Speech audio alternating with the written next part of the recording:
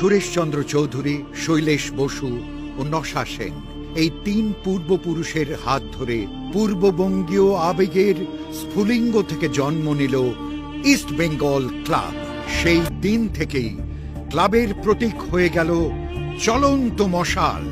1975-এ ঐতিহাসিক 5 গোলের ম্যাচ, চির প্রতিদ্বন্দ্বী মোহনবাগান 5-0 গোলে বিধ্বস্ত, ছারখার নতজানু। আর কোনো ক্লাবের 2টো আন্তর্জাতিক টুর্নামেন্ট জেতার নজির নেই। তার মধ্যে সেরা আসিয়ান জয়, প্রথম ভারতীয় দল হিসেবে সরকারিভাবে স্বীকৃত কোনো আন্তর্জাতিক টুর্নামেন্ট জয়। 26শে জুলাই 2003 চীনের অলিম্পিক দলকে হারানোর পর ইউরোপ সফরে বেরোয় ইস্টবেঙ্গল।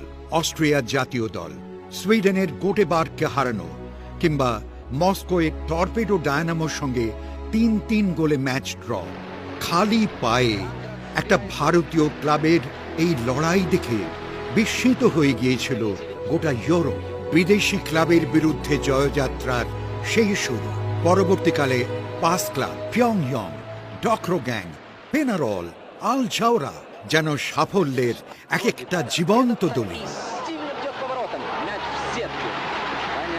Огорчение вратаря.